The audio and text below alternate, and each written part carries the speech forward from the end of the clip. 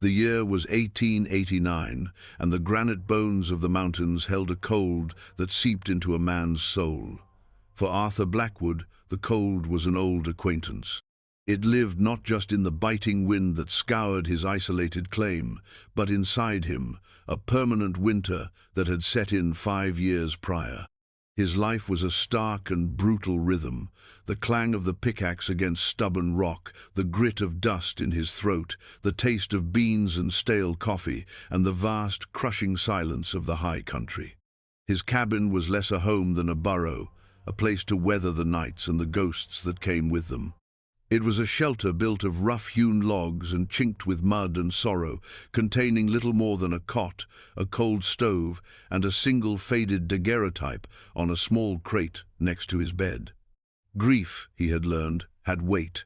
It was the heaviness in his shoulders as he swung the axe, the drag in his feet as he hauled ore to the sluice box. He had come to these mountains not to seek his fortune, but to lose himself in hardship, to punish his body until the ache in his muscles could shout down the ache in his heart. He had once been a man with a wife, a son, a life that was soft at the edges. Now, all that remained of that man was a hollowed-out shell, a figure who spoke only to his mule, and whose only companion was the echo of his own breathing in the thin air. The claim, inherited from a distant uncle, yielded just enough gold to keep him in beans and blasting powder. It was a penance, not a living. He was hauling a bucket of water from the creek, the icy handle burning his calloused palm, when he first saw her. She was a flicker of movement at the edge of the pines, so out of place in the unforgiving landscape that he thought she might be a figment, another trick of the light and loneliness. But she was real. She moved with a desperate, halting gait, one hand clutching the thin fabric of her shawl, the other holding tight to the small hand of a boy who stumbled beside her.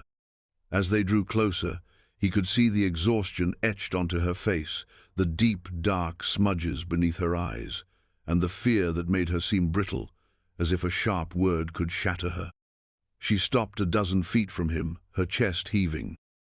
The boy, whose face was flushed with an unnatural heat, leaned against her, his breathing a shallow, rasping sound that was painfully loud in the quiet of the canyon. The woman was young, perhaps younger than his own 28 years, but hardship had aged her, scraped away any softness. Her dress was worn, her shoes were a ruin. Arthur stood frozen, the bucket handle digging into his flesh. People did not come here. In 2 years, he had not seen another soul on his land. His solitude was a fortress, and she was standing at the gate. He set the bucket down with a thud, the sound harsh and unwelcoming. "This is private property," he said. His voice was a rusty tool, stiff from disuse. The woman flinched but did not retreat. She swallowed, her gaze flicking from his hard face to the plume of smoke rising from his cabin's chimney. "I know. I'm sorry. We have nowhere else." Her voice was thin, but it held a thread of steel. She pulled the boy a little closer, a gesture of fierce, hopeless protection. "My son, he's sick. The doctor in Carbon Creek says it's lung fever. He needs medicine, strong medicine." Arthur's face remained a mask of stone. "The town is a day's walk that way," he grunted, jerking his chin back the way she had come. "I'm not a doctor." "The town has no charity for us," she said, a bitter edge to her words. "My husband, he passed a month ago. The fever took him too. I've sold everything we had. There's nothing left. The doctor, Mr. Hale, he won't give credit." She took a deep, shuddering breath, her eyes locking onto his with an intensity that was unsettling. It was the look of an animal trapped, willing to do anything to get free. "I will be your servant," she said, the words tumbling out in a rush. "For life. I can cook, clean, mend. I can work. I am strong. I will do anything you ask, no questions. All I ask, all I am begging for, is the medicine for my child. Please." The offer hung in the air between them, stark and shocking, a servant for life. The words conjured images of bondage, of a desperation so profound it was willing to sell a future for a single night's reprieve from death. Arthur stared at her, then at the boy, who let out a weak, rattling cough that shook his small frame. The sound was a key turning a lock deep inside Arthur's chest, opening a door he had long since nailed shut. It was the same cough, the same shallow, labored breathing. He saw not this strange boy, but his own son, Thomas, in the final days. He felt the phantom weight of a small, hot body in his arms. He turned away, the memory a physical blow. "I don't need a servant," he snarled, the words harsher than he intended. "Please," she whispered, and the sound was so broken it was barely human. He heard her sink to her knees, the soft thud of her body on the hard-packed earth. "His name is Leo. He is only 6. Arthur stood with his back to her, his hands clenched into fists. The mountains watched, silent and indifferent. The wind howled like a thing grieving. He was a man who had fled from feeling, who had built a life on the foundation of being left alone, and now, life, in its cruel and persistent way, had come knocking. He could send her away. He could let the wilderness and the fever run their course. It was not his burden.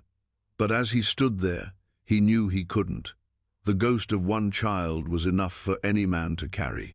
He could not bear the weight of a second. Without turning, without another word, he stalked toward his cabin. He threw open the door, grabbed his worn coat and the small deerskin pouch where he kept his gold dust and the few coins he'd amassed. He strode back out, not looking at the woman still kneeling on the ground. "Get the boy inside by the stove," he commanded, his voice rough. "There's wood in the box. Keep it fed. Don't let it go out." He saw the flash of disbelief, and then dawning, desperate hope on her face. She scrambled to her feet, pulling the boy with her. "What is your name?" he asked, his back already half turned toward the trail. "Clara," she answered, her voice trembling. "Clara McBride." He just nodded, a curt, dismissive gesture, and started walking. He did not look back. The journey to Carbon Creek was a descent into a world he had abandoned. It was a full day of hard walking, his mind a turmoil of anger and a strange, unwelcome resurgence of purpose. He was angry at the woman for her intrusion, angry at the world for its cruelty, and most of all, angry at himself for the weakness that was making him do this. He was a fool.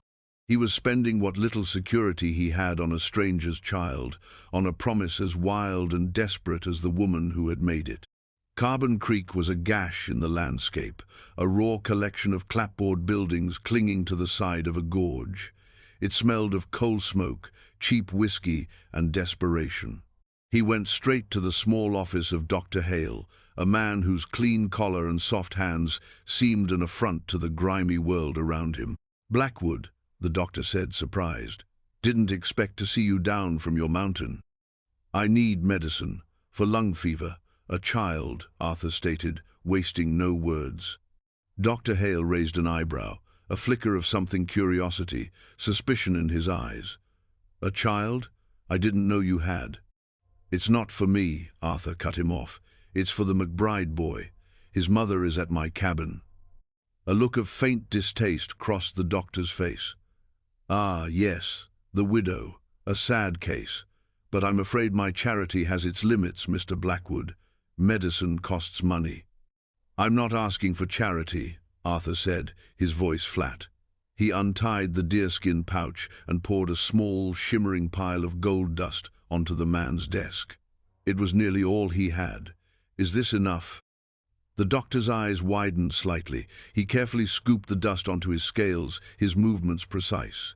He weighed it, did a quick calculation on a scrap of paper, and nodded.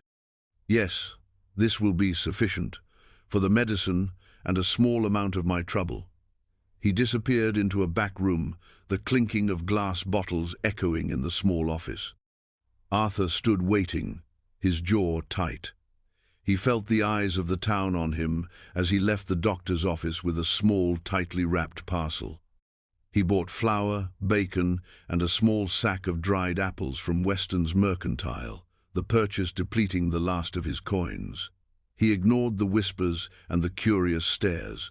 Let them talk. He was already turning his back on their world, heading back to the isolation of his mountain, but this time he knew it would not be the same. The silence he was returning to was no longer empty. It now held two strangers. The climb back was arduous, fueled by a grim determination. Night had fallen by the time he saw the faint, welcoming glow of light in his cabin window. It was a sight he had not seen in years, a light where there should only be darkness. It sent a strange, unsettling pang through his chest. He pushed the door open to a scene that stopped him in his tracks. The small, cluttered space had been transformed. His dirty tin plates were washed and stacked. The floor had been swept clean of mud and rock dust. A pot of something that was not beans simmered on the stove, filling the cabin with a savory aroma. Clara sat in his only chair, pulled close to the fire. The boy, Leo, was asleep on Arthur's cot, tucked beneath his own rough wool blanket, his breathing still labored but seemingly less ragged. She shot to her feet the moment he entered, her hands twisting in the fabric of her dress. "You came back," she breathed, her eyes wide with a mixture of relief and awe. Arthur grunted, shrugging off his coat. He placed the parcel of medicine and the sack of provisions on the table without ceremony. "I said I would." He looked at the sleeping boy. "How is he?" "The warmth helps. He drank some water," she said, her gaze fixed on the parcel. "Is that?" He nodded, unwrapping the bottle of dark liquid and the doctor's handwritten instructions. "Twice a day, a spoonful." She took the bottle with hands that trembled, cradling it as if it were the most precious object on earth. She measured out a dose with painstaking care and gently woke the boy. Leo coughed and whimpered, but she soothed him with a soft murmur, tipping the medicine into his mouth. He swallowed and fell back into a restless sleep. Clara stood watching her son, her shoulders slumped with a weariness that went bone deep. She finally turned back to Arthur, her expression one of solemn gravity. "Thank you," she said, her voice thick. "I will honor my word. I am your servant." Arthur felt a muscle twitch in his jaw. He looked around the small, clean cabin, at the simmering pot on the stove, at the woman whose presence filled the space that had been empty for so long. He didn't want a servant. The very idea was a weight he had no wish to carry. But he was too tired to argue, too raw from the journey and the memories it had stirred. "There's stew," she offered quietly. "I found some root vegetables you'd stored." He merely nodded, took the bowl she offered, and sat on a crate, his back to her. They ate in silence, the only sounds the crackling of the fire and the rasp of the sick boy's breath. The stew was better than anything he had eaten in years. He finished the bowl, set it down, and stood up. "You and the boy can take the cot," he said, his voice gruff. He gestured toward the thin pallet of straw and burlap sacks he'd made for them near the hearth. "I'll sleep there." "No, I couldn't," she started to protest. "It's my cabin," he stated, his tone leaving no room for argument.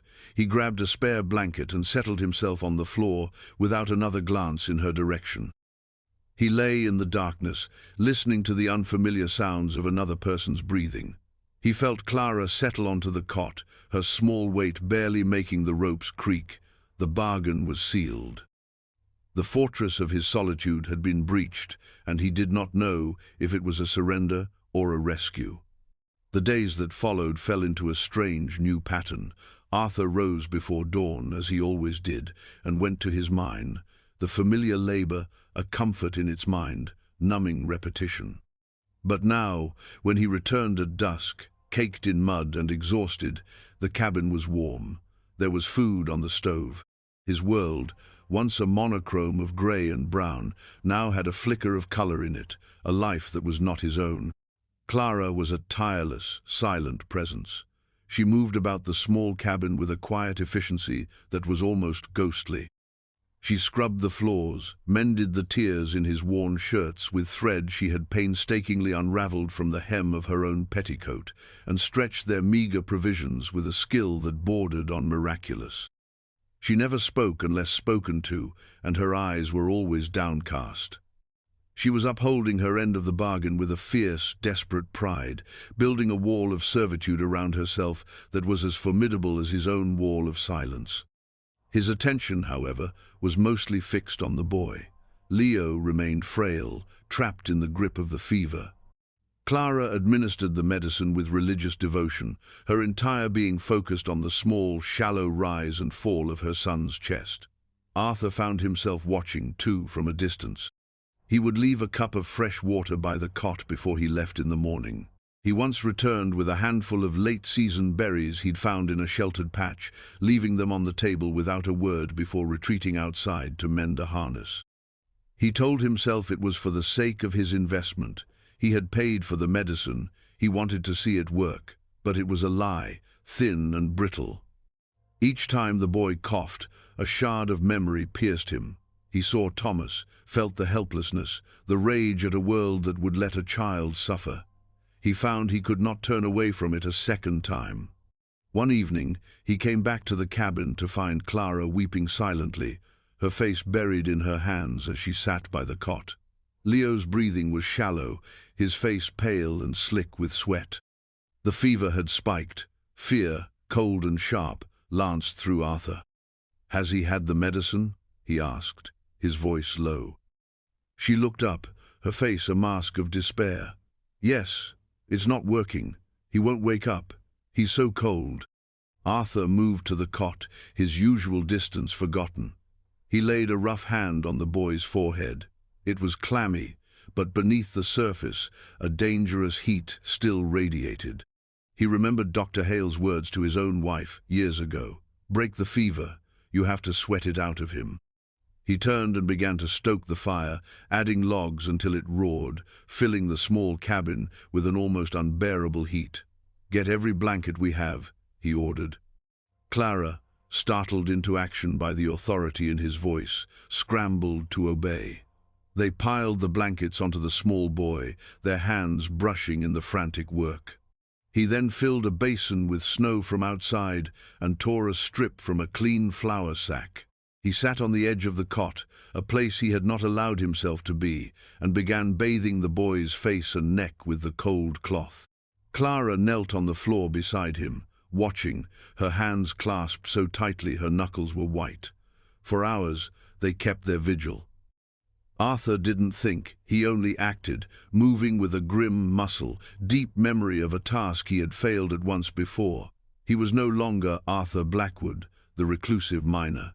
He was a father fighting a familiar demon. Sometime in the deep, dark hours before dawn, it happened. A sheen of sweat broke out on Leo's forehead.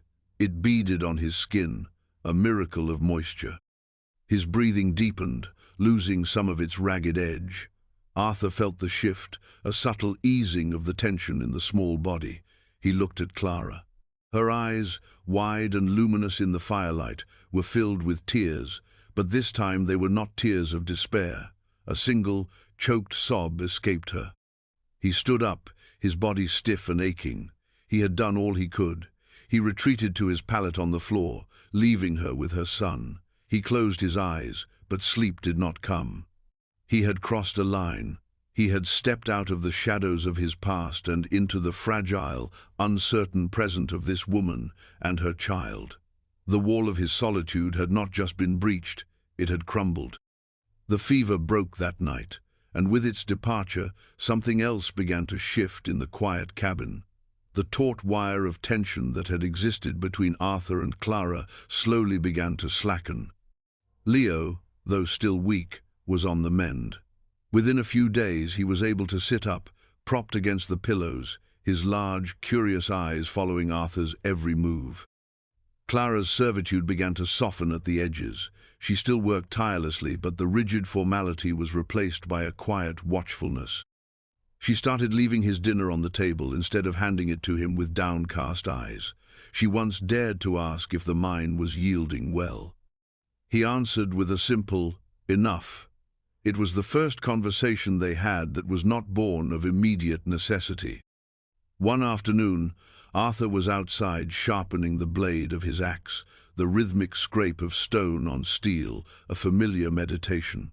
Leo, wrapped in a blanket, was sitting on the cabin stoop, watching him.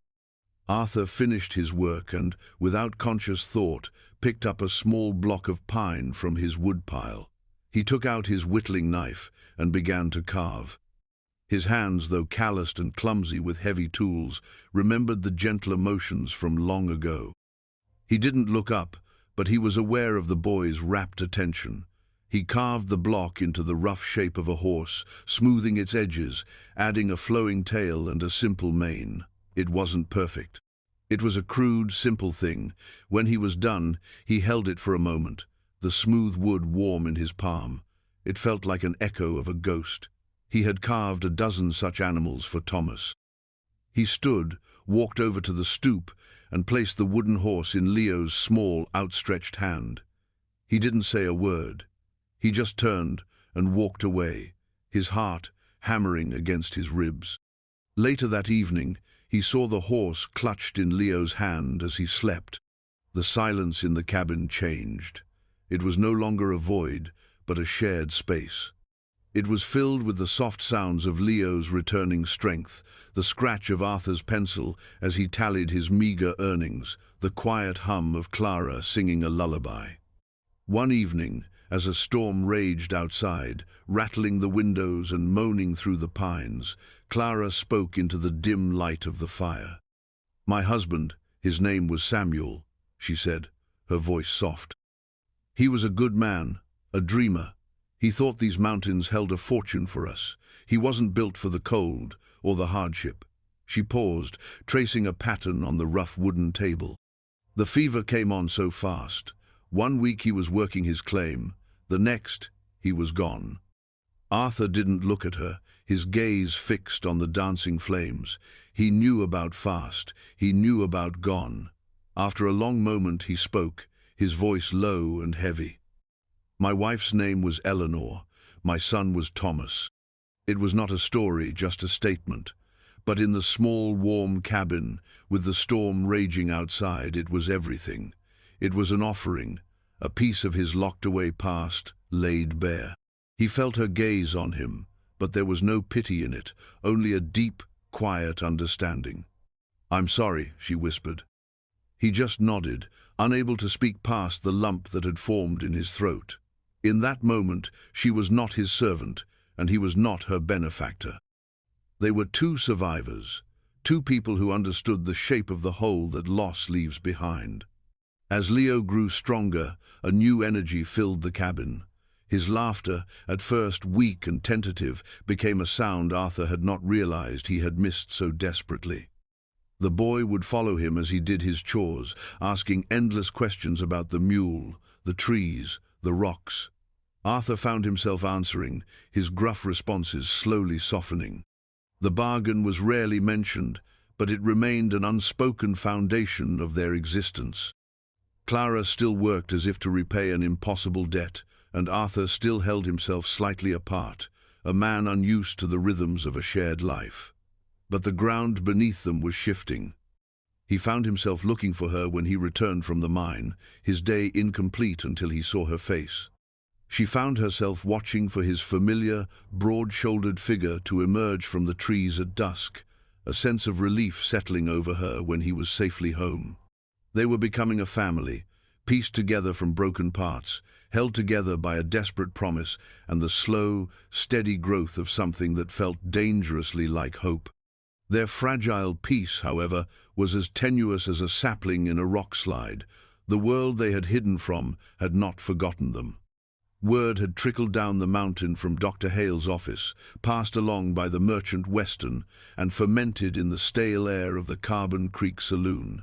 The story twisted in the telling. The reclusive miner, Blackwood, had bought himself a woman. He was keeping her and her child captive up on his claim. The whispers were fueled by a mixture of boredom, envy, and a dark, predatory curiosity. One late afternoon, the trouble arrived. Arthur was splitting logs, the rhythmic thud of the axe a steady beat in the crisp air. Leo was nearby, arranging pebbles into a fortress while Clara was inside, likely preparing their evening meal. It was Arthur who heard it first, the sound of multiple horses, their hooves clumsy on the rocky trail. It was not the sound of a lone traveler.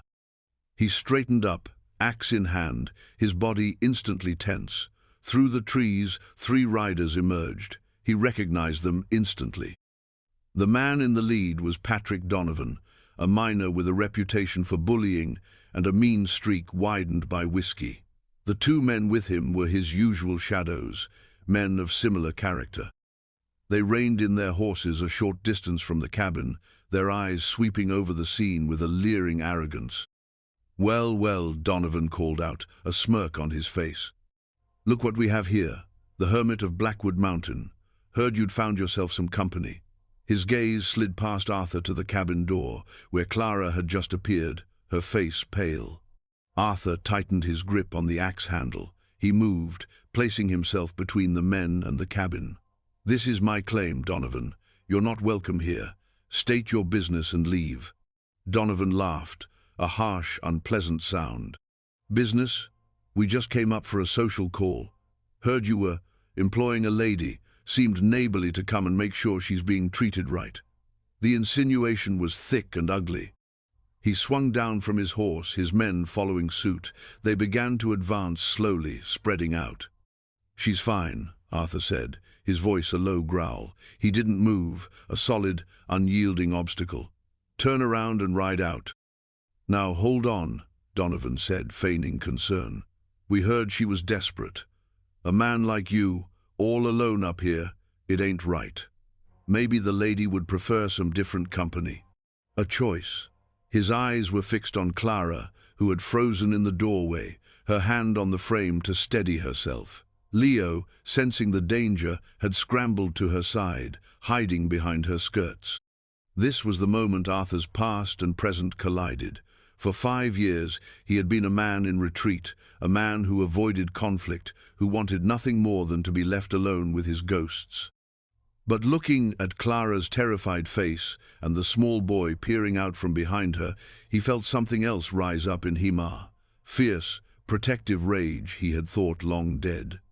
These men were not just trespassing on his land, they were threatening his home, they were threatening the fragile peace he had only just begun to find.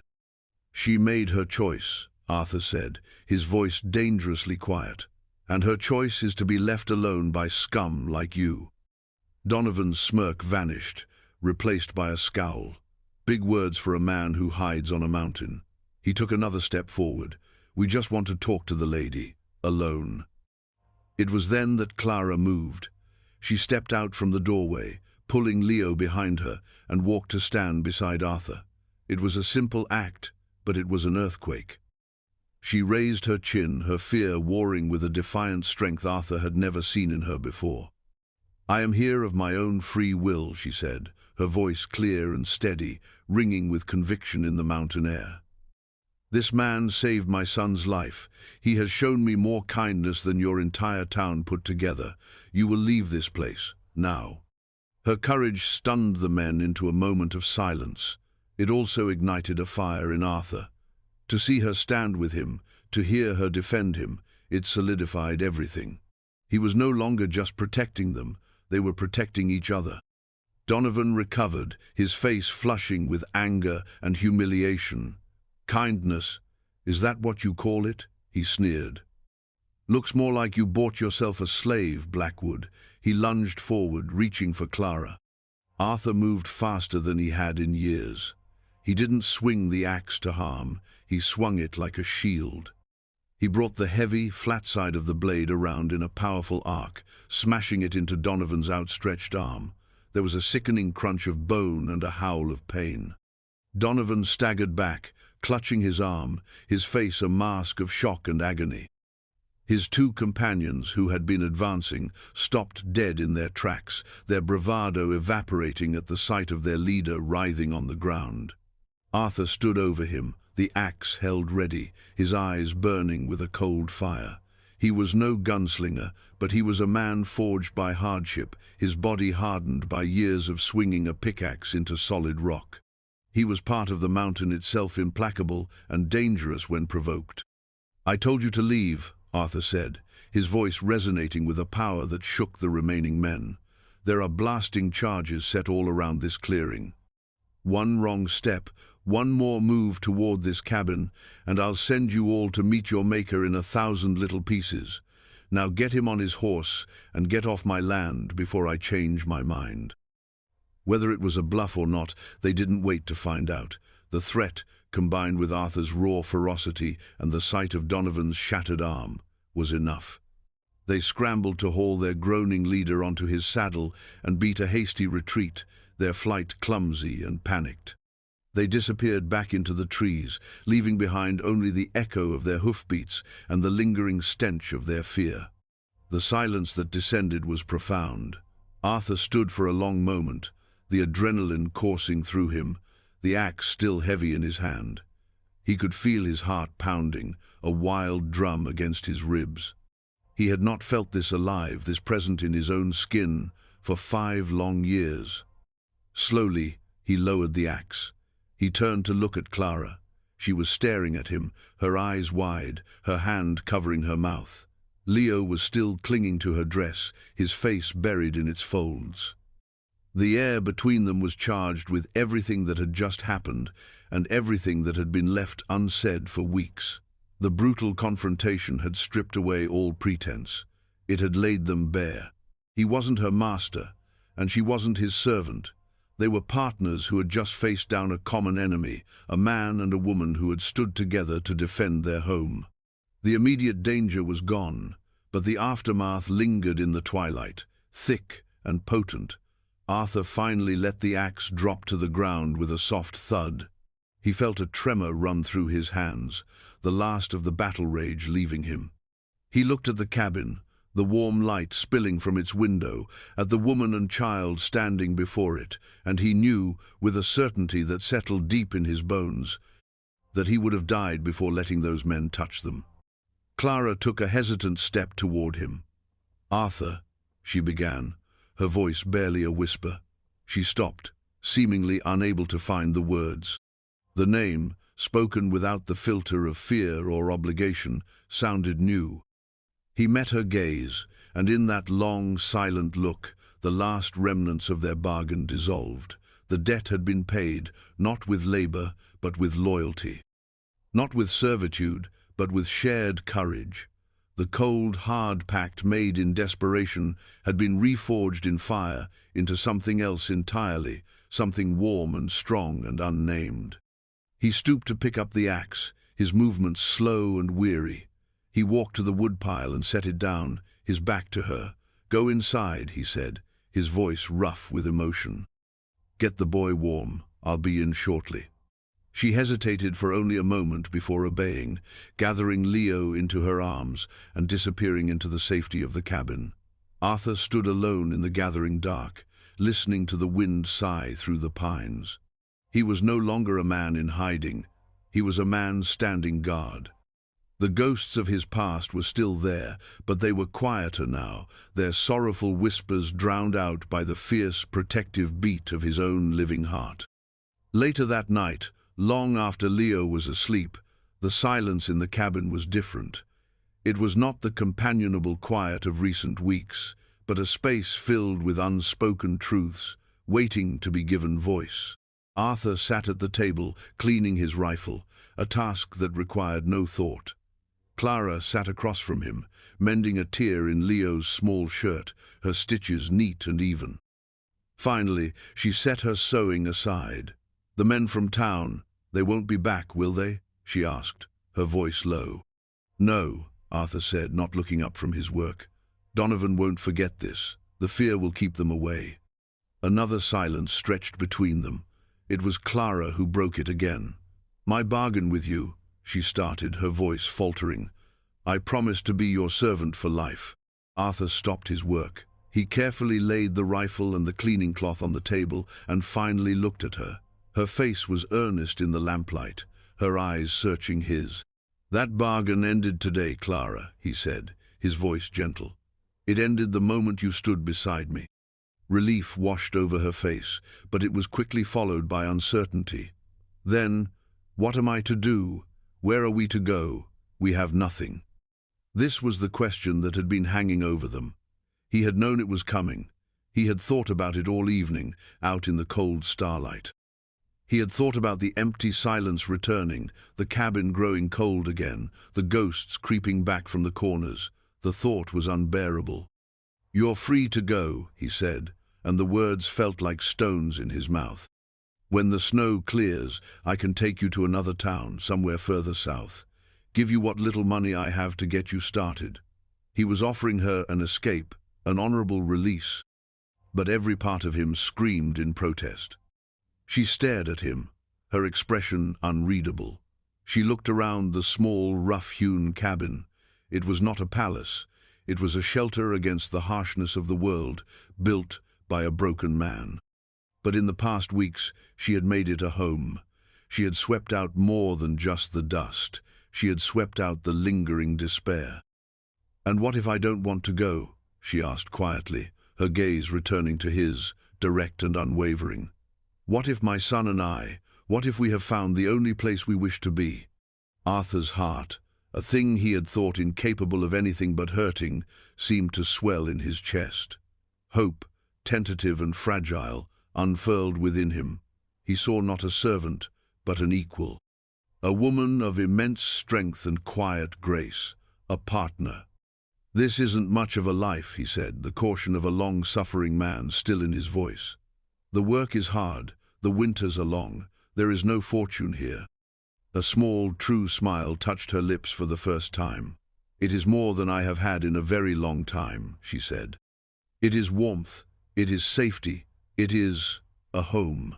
She paused, her smile fading into something more profound. "If you will have us." The choice was his. He could retreat back into the safety of his grief, or he could step forward into the terrifying, beautiful uncertainty of a shared future.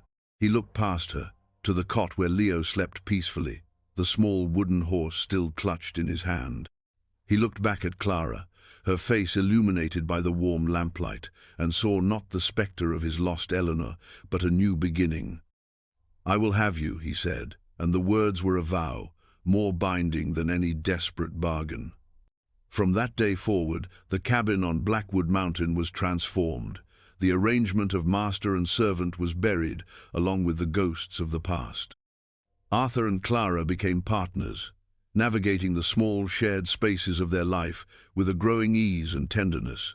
They worked side by side, their days marked by a rhythm of mutual support. He worked the mine, and she made their small claim a true home, her laughter and Leo's bright energy chasing the last shadows from the corners. The seasons turned. The harsh winter gave way to a green and vibrant spring. The land, once a symbol of Arthur's isolation and penance, became a place of shared discovery and quiet joy. They were no longer two broken souls clinging to the wreckage of their lives, but a family built on a foundation of unexpected kindness, forged in shared adversity and sustained by a love that had grown. Quiet and steady, in the most unlikely of places. The mountain that had been his prison had become their sanctuary.